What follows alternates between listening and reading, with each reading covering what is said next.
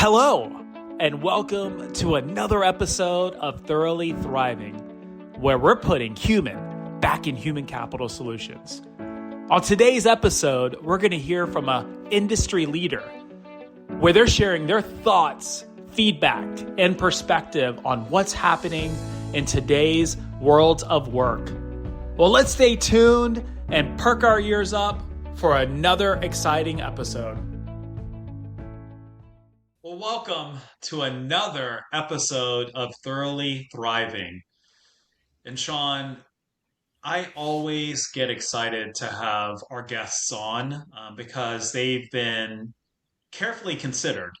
They've been certainly handpicked, but our guest today has been someone that we've met with before, but there's so many people within our spheres of influence that have shared, you've got to get Manasi Jaiman on the podcast.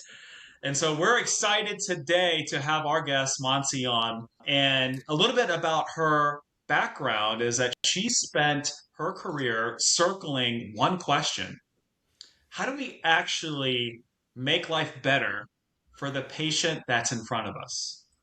And then for the patients that we'll never meet, the thousands of patients that we'll never meet.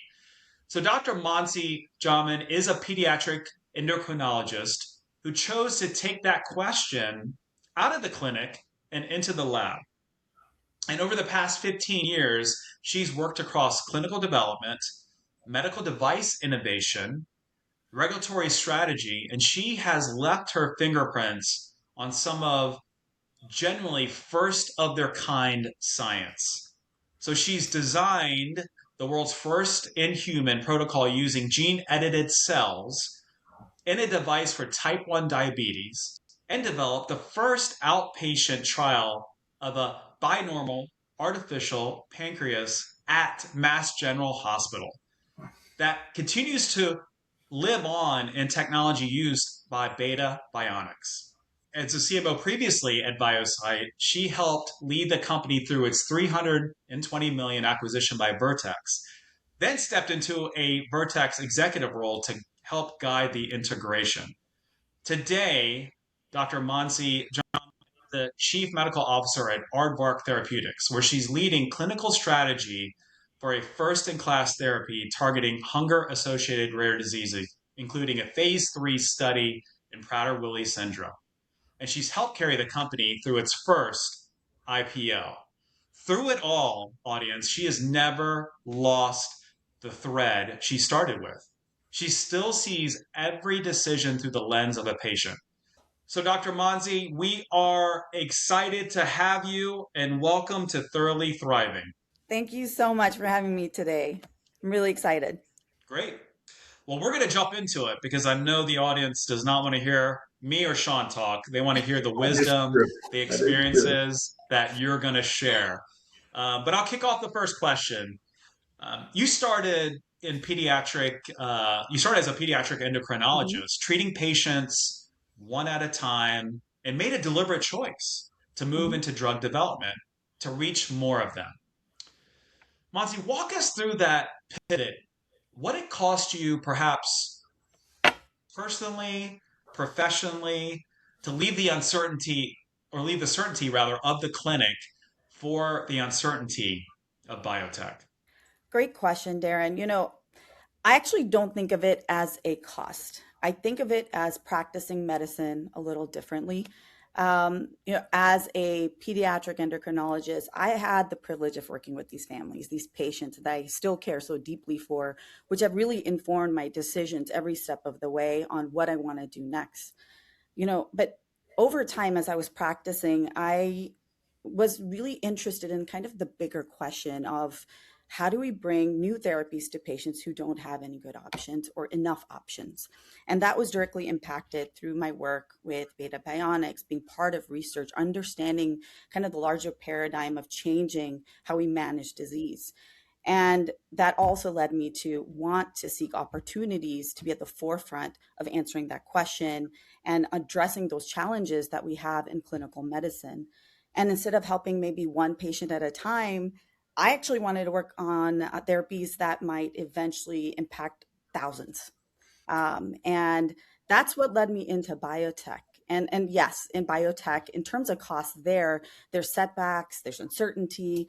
Um, there are moments that maybe the path forward isn't completely clear, but that's also the fun. That's the science, and that's the challenge that I enjoy in what I do, because I know that there's going to be an answer, and you surround yourself with people that can help you through that as well, and that's how you build a great team to move these therapies Yeah, forward. it's so true. And I love your perspective around like being able to move these things forward, but looking at broader patient population, broader Mhm. opportunity. Like I love that the vision and the perspective of opportunity versus cost, right? It doesn't necessarily cost as much as a wide open opportunity in front of you to make a global impact, which Yeah. is a crazy thing to think about, when you start using words like that.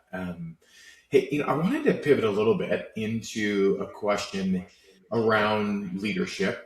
Okay. We know in the industry we support that there are still a lot of leadership rooms among biotech and biopharma companies that are overwhelmingly male, and especially on the scientific and clinical side. And I know there are incredible organizations out there that we support, like the Biotech CEO Sisterhood and CMO Sisterhood and other organizations that are doing a great job.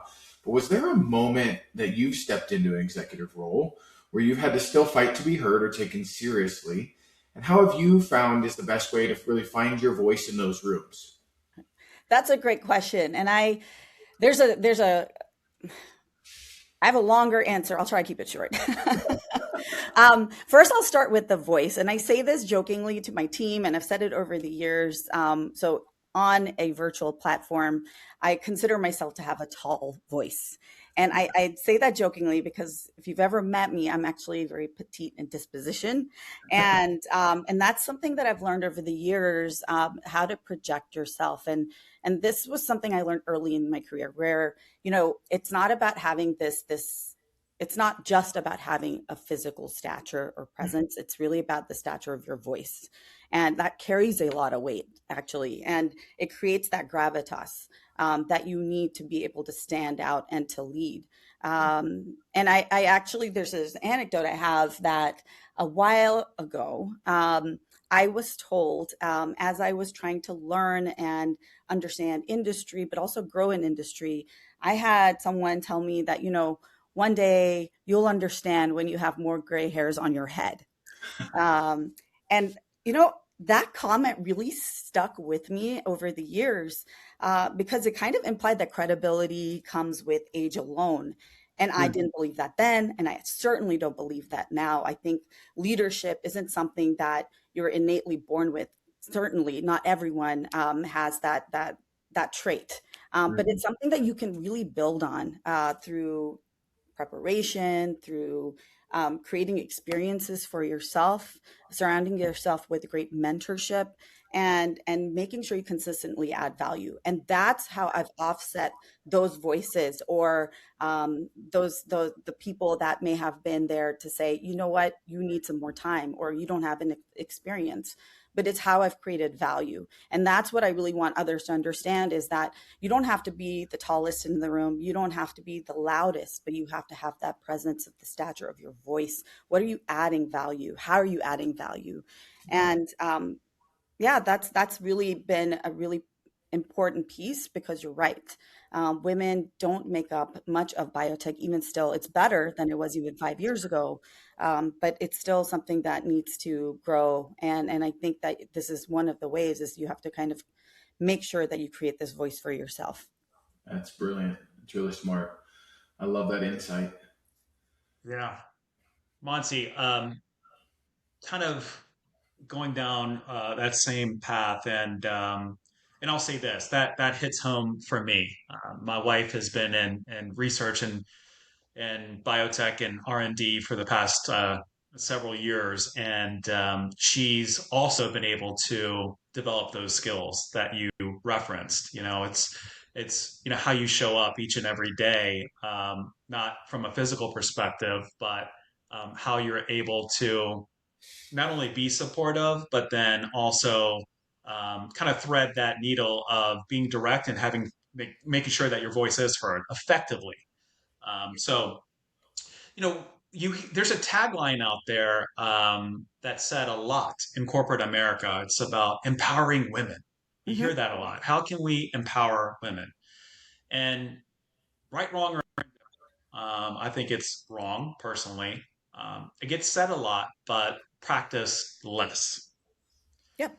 What's the difference between a company that generally creates space for women to lead rather than one that just says the right things? And in your experience, what do you personally do to open up doors for the women that you're fostering, that you're coaching, that you're mentoring?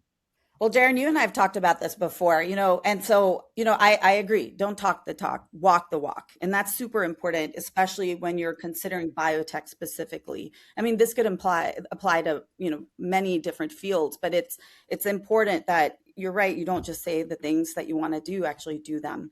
And I think that happens in biotech often where you're right. They say things, but are they investing in the women, and how are they investing in the women at the companies? So an example is at ViaSite, I started a women's leadership event and initiative that was really focused on bringing this to light. And the reason I did this was that as I joined the company and I started looking in biotech in general, specifically in San Diego, and I wanted to see where women are in leadership roles. And I looked externally, but I also said, let's start with ViaSite. And ViaSite, I had a fantastic experience there because I had a champion that was the new CEO that joined Michael Yang. And, but at the time I went to him and I said, hey, I just looked into the people here. And it looks like we're almost 50% women, but only about 10% women are director level or above. I don't understand that. Why is that the case? And this is as I was becoming CMO at ViaSite.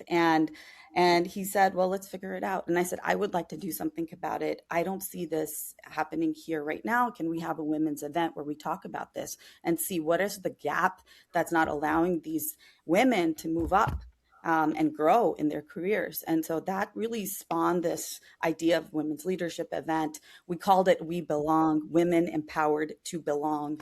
And the skill sets that they learned were how to advocate for yourself, how to navigate industry, how to have difficult conversations with maybe your managers, how to manage up, and then how to also develop that executive presence, how to develop that voice, that stature, and how to build confidence as a leader.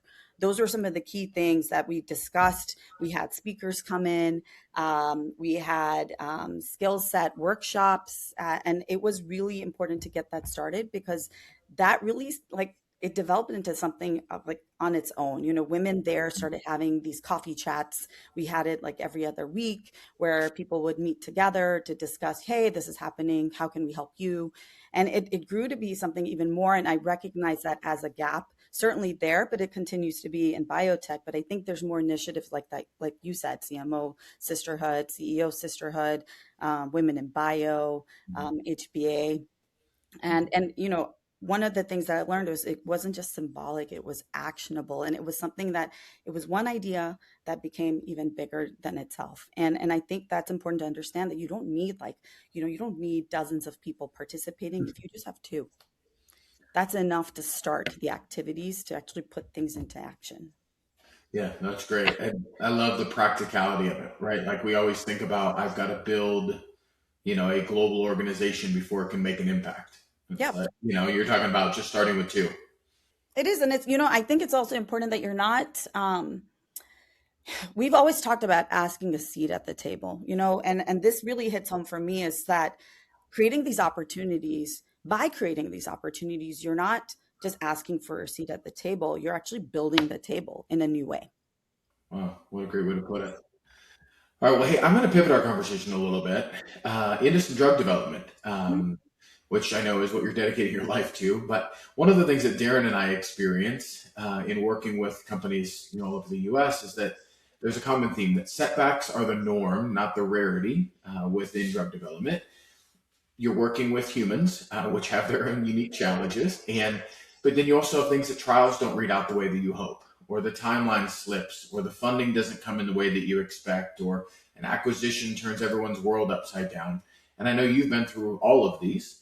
Tell us about, maybe a moment where things didn't go to plan and how you were able to lead your team through one of those setback situations. Yeah, so I mean, this is biotech. So biotech, nothing goes to plan. Let's just let's clear that up. That's usually the case. It's very rare that you do step one, step two, and then hit a home run. There's so many steps you have to take, and they're not always in the right direction. You have to keep the goal in mind. And so, yeah, this has happened before. I mean, I could any place I've been, this has been the case.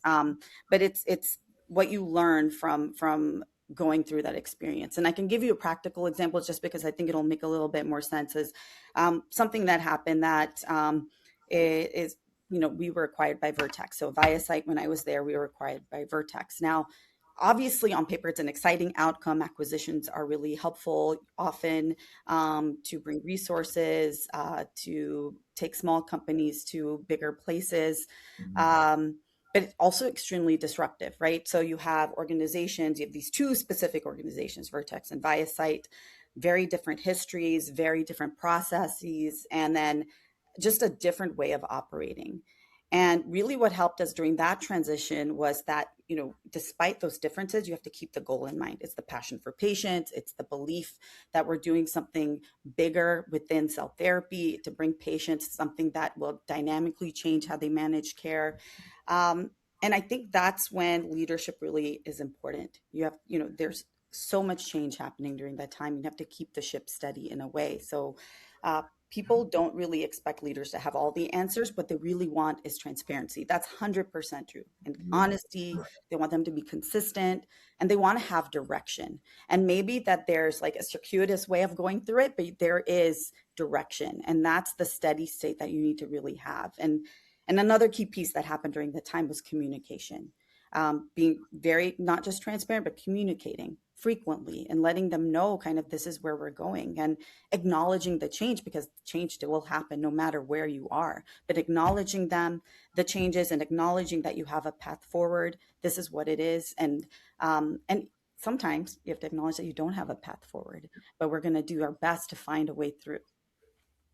You're right.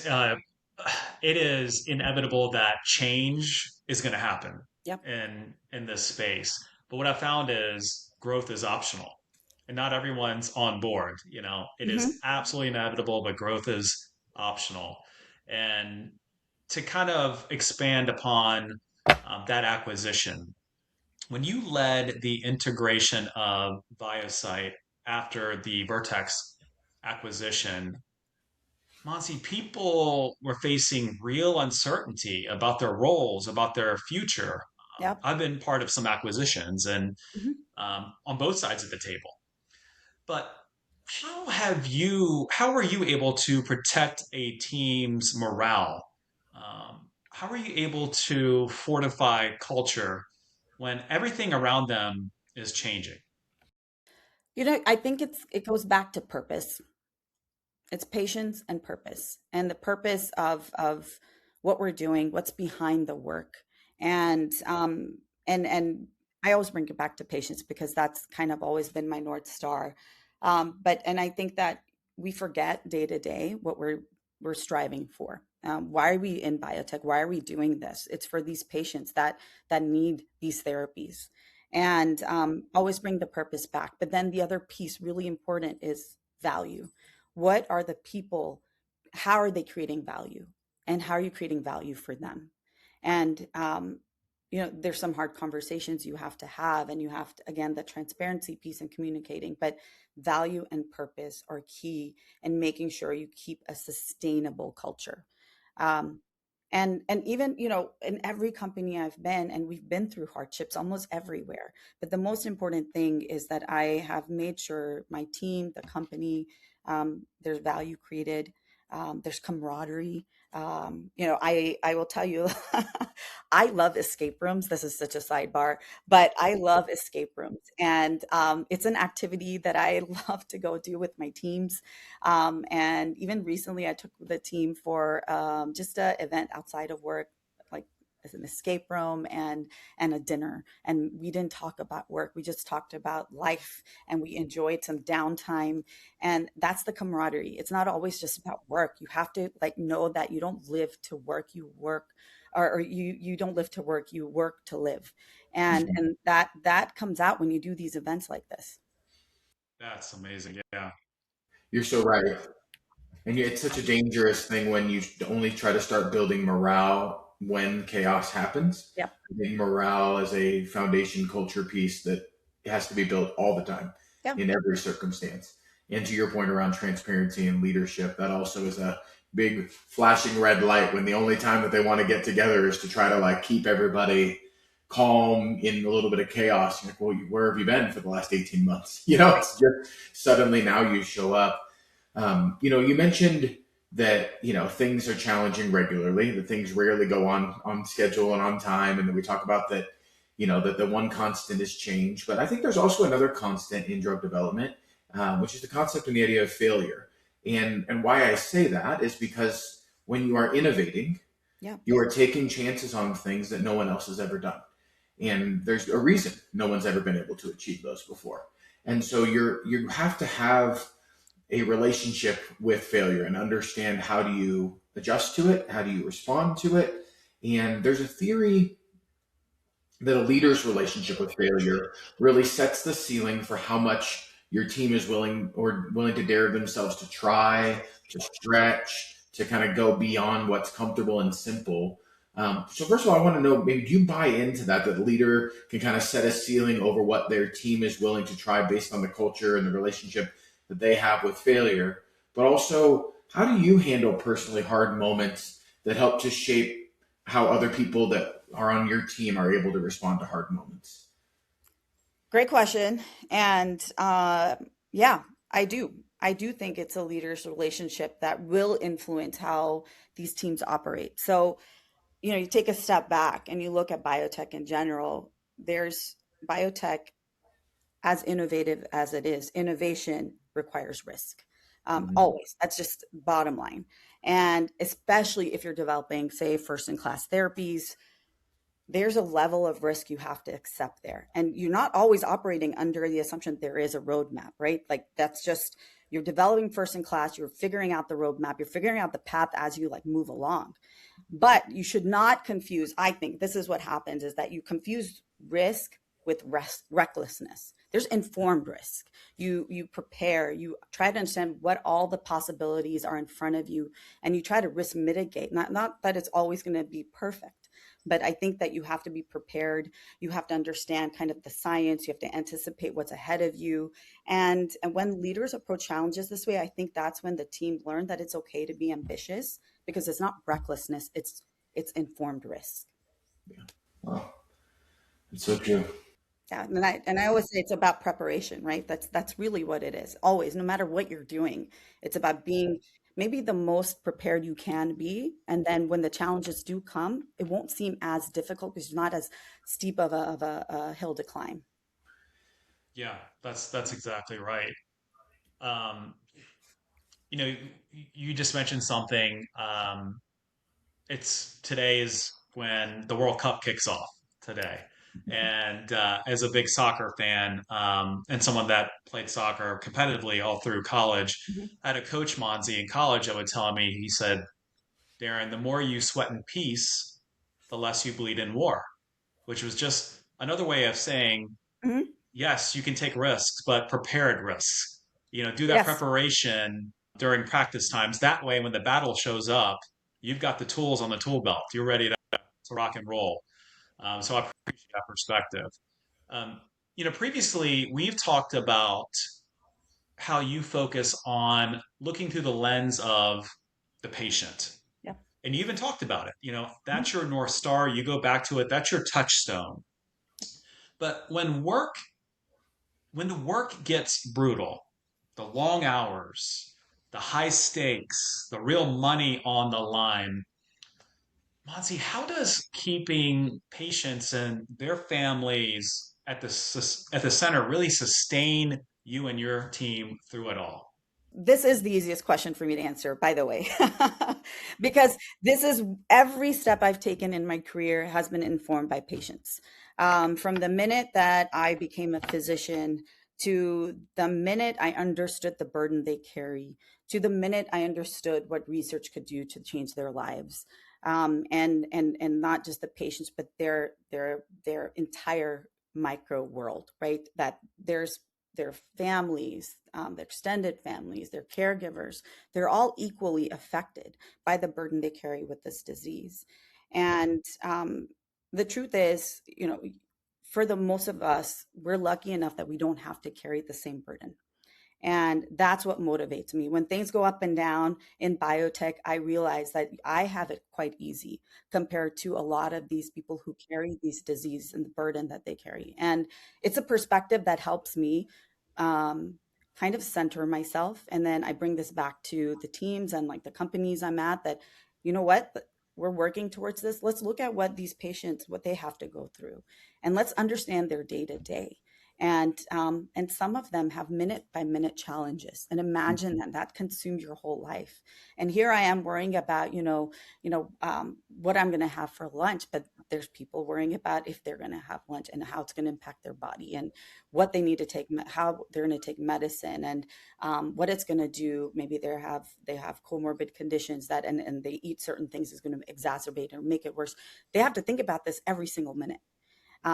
So what I have to do in research and the challenges I face are nothing compared to what they face. So working in biotech, bringing this forward, the challenges we have just becomes kind of not as hard. Such a great perspective.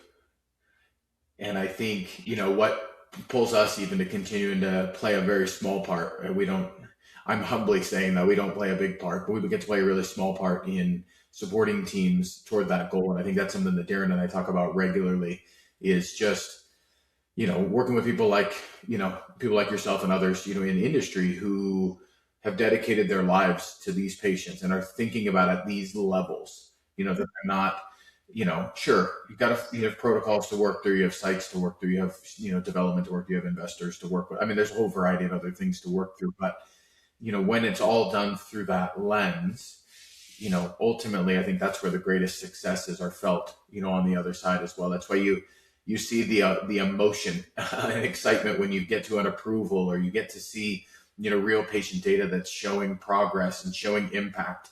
Those hundreds and thousands of hours, really are all worth it in the end when you can see that progress made for those patients. So, well, I've really enjoyed the conversation. I know I'll speak for Darren. We've really appreciated the moment we've been able to spend with you today in a very, very busy calendar of yours. But, I think just learning from your resilience and your willingness to be a transparent leader who's focused on building the right culture around your people, building morale in the good and the difficult times, making informed risk decisions and creating a culture where your team can do the same, while also keeping in mind to lift others and to raise others up. Man, it just aligns so well with some of our core principles here, even at Thorough and even here on Thoroughly Thriving, where we every week to our audience remind them that we only win when we work as one, then we can win as one. So thanks for joining us again for another great episode, and we look forward to seeing you again soon. Thanks, Monty. Thanks for having me. Appreciate it. Thank you for joining us today for another great episode of Thoroughly Thriving. If you enjoyed today's episode, please feel free to share it with those in your world. If you'd like to learn more about the Thorough Group, please go to thoroughgroup.com, and remember that we will all remain thoroughly thriving if we continue to work as one and win as one.